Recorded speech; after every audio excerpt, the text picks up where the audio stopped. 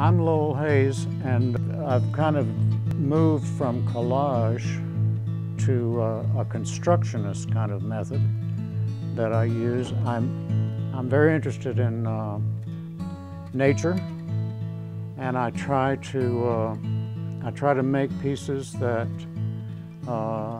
encourage people to be bonded with nature and to let themselves go and let themselves feel the emotional importance of nature. And what I'm doing right here is I'm putting real bark on this tree. I'm simulating or trying to sort of imitate a hemlock tree. These are two hemlock trees. And I'm fastening this bark on with acrylic gel and staples. As you can see, the staples will come out when the gel dries. Hopefully. Sometimes I don't get them all. But I try to get all the staples out once the gel has set up.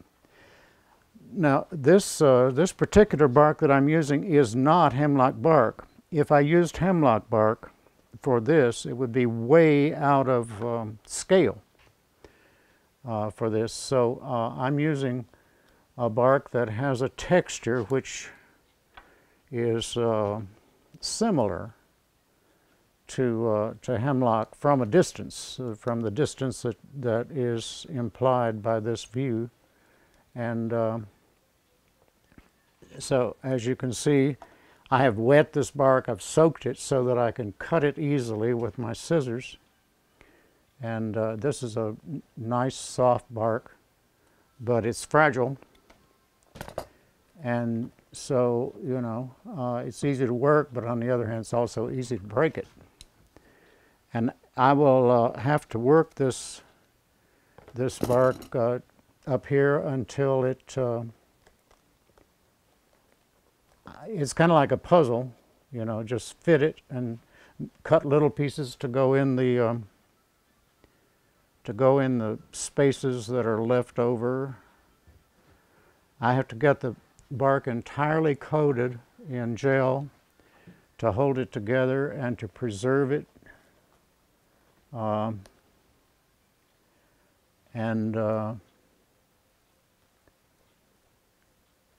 the gel is the medium that's holding this whole thing together.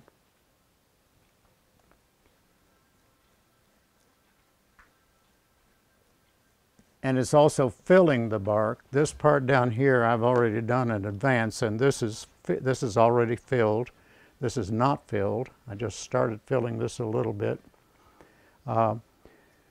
After this fill coat is dried and good and strong to hold this together, then I will begin to color the trees. I don't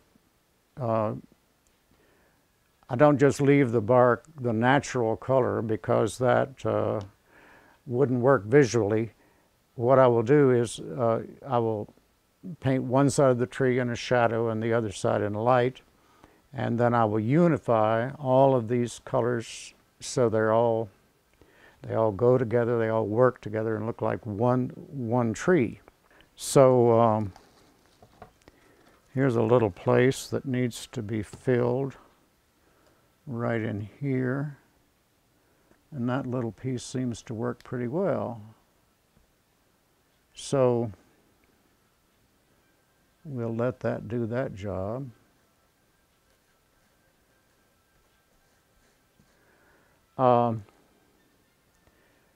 Years ago, when I came back to the mountains, this is home to me. I came with a kind of cityfied sensibility about art itself and about nature. Even though I grew up in the mountains, I discovered, coming back as an adult, that I hadn't learned a whole lot about them when I was growing up. I learned some things, of course, that you know, I didn't have to learn when I came back, but but to really pay attention to the natural environment in a profound way was something that I learned after I came here. I did the first pieces, first nature pieces, and I was doing all kinds of stuff then, not just nature. The first ones I did were pretty much collage, and the more I worked, the more I came to feel that there wasn't anything I could do to improve on the feeling that one gets from encountering the real thing. So I started incorporating the real thing into my work, and that's how I wound up where I am now, using a lot of real natural material. Now, admittedly, the products I'm using are high-tech modern products, and they're very reliable, and I depend upon them to get my stuff together. I'm not just assembling stuff as I find it, but I am using the real texture, the real branches, the real sticks, sometimes stones, sometimes mosses. I will be using mosses on this piece for the foliage, and we'll get to that a little bit later. I try to spend a lot of time in the forest, and I don't ever collect things in parklands. I have to make that point real clear. I'm kind of a nut about that. But I have a little bit of property of my own here, and we have let it grow up in a second growth forest or a third growth or whatever it is. And so right out my door here, I have it's kind of like having my own garden. I have a place where I can collect most of the materials I use, really.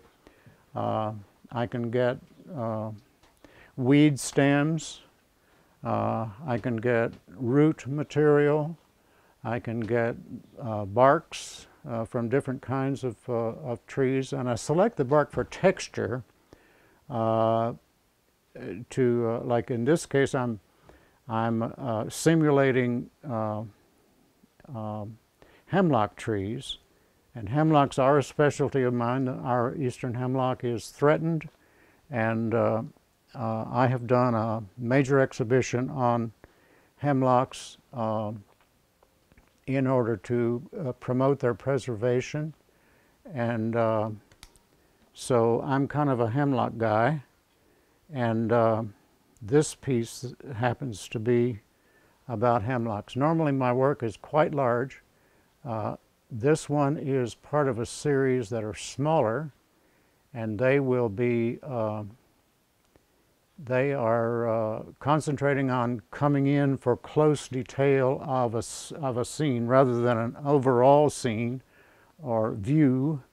I do a lot of views, a lot of panoramic views and that kind of thing, and they're very popular with the buyers who support me. But in order to get the emotional contact with nature, which is what I'm after, I think it's also important to get in close and look at small details, at the smaller, more inconspicuous compositions that just branches and such make. So these are called Contemplations. I think there may be, before I'm through, there may be about 6 of these that are close in, and we'll show you a couple of others that are finished in a little while. And the idea is that these pieces should be not just something you look at and say, okay, that's nice, but something you can actually spend some time with, like You know, for some people that time might be meditation. For some people it would be contemplation. For some people it might be prayer. Something to allow your visual self to look at, to be with, while you're emptying your mind and your feelings, and allowing your spiritual self to realize itself. That's what these are dedicated to, and I hope they work out that way for some people. I'm doing a little puzzle work here now to fill this up. This, by the way, that I'm gluing the bark to is poke stems. You know, like we say here in the South, poke salad. Poke, the country person's asparagus. You know, you can only eat the shoots. You can't eat the rest of the plant. It's poison. But it's a beautiful plant. It often has purple stems. It has dark, dark berries that are almost black. And it grows with tall, hollow stems, which are just great for my purposes. They can be, let me show you. Here are some pieces of poke, and now if I wet this with warm water I'm using now, and normally I would let it soak longer than I'm going to right now, then I can take this and split it. This one is already naturally split some, so I'll go with that. Split it open. And then I can use this piece for structure to build my tree stems. And so that makes the structure, and very often it makes the finished the finished piece. That's a beautiful piece right there. And I glue that on with the gel. I fasten it on with staples and screws until it dries, and then I try to get all the staples and screws out. If I can't get the screws out, I cut them off on the back of the format. This format is a board, and it's mounted on a floater, which brings it off the wall and makes it kind of in your space. That's what I want to do with my work. I want it to blur the division between your space and its space, between you, say, in a room looking at the piece, and the natural space that it portrays and suggests. I want to blur that division, so that the work is not so much an object that you just look at, but it is something that you're there with, having a kind of face-to-face experience with it. So for that reason, I let little stems stick over the edges. I bring the piece out in the room by making it semi-three-dimensional, bas-relief. So, you know, the nicest thing people say about my work is that it feels like you could walk right into it, and about everybody says that. So that's the idea, to make it come out into your space, to make you come into its space, and be there, be in there with it. Okay, that's about done now. That'll have to dry some before I can do anything else with it.